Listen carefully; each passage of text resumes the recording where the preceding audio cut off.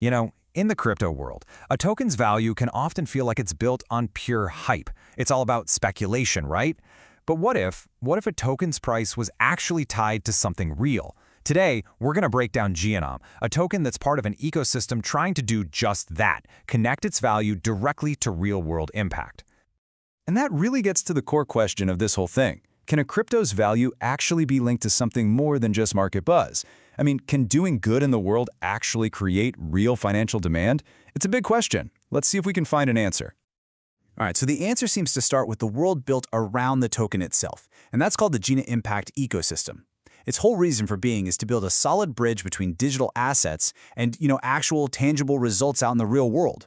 So, what is GNIM Impact exactly? Well, think of it as a system that brings its own token, GNIM, together with two really important partners, charity foundations on one side and sponsored tech projects on the other.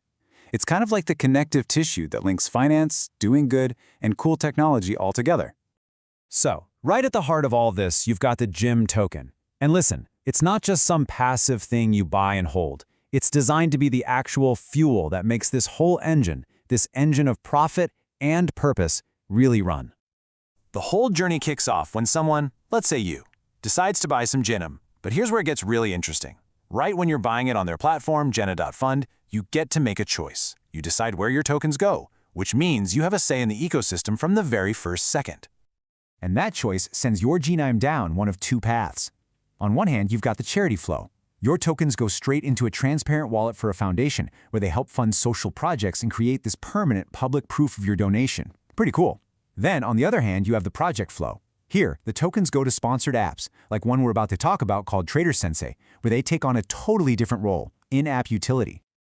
Okay, that word, utility, it's honestly the key to this whole model. So let's follow that path for a minute. To make this feel less like a concept and more like a real thing, we're going to zoom way in on one of these sponsored projects, this app called Trader Sensei.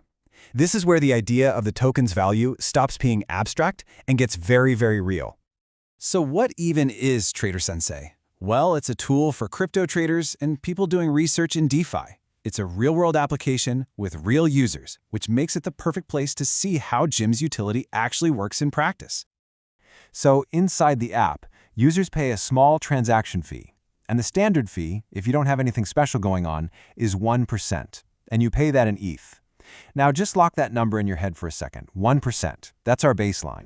And this is where GNIM comes in and completely changes the game. Just look at this. Without GNIM, you're paying that full 1% fee in ETH. No surprise there. But if you hold and use GNIM, your ETH fee gets cut right in half to 0.5%, and you just pay the other half with your GNIM tokens. It's such a simple but powerful reason to not just own the token, but to actually use it. It literally saves you money. And there it is. That's the core mechanic right there in action. By giving users a real, tangible discount, the system creates genuine demand that's driven by utility, not hype. Now, anyone using Trader Sensei has a real financial reason to go out and get some GNIM. It's a beautiful, simple loop. Okay, so we just saw how this works on the micro level with one specific app. Now, let's zoom back out and look at the whole system again. How does that one little interaction help power the entire ecosystem? Well, it all comes down to creating this self-reinforcing value feedback loop. Let's walk through this value engine together, step by step. Okay, first, users buy GNIM. Second, those tokens are sent to either charities or projects.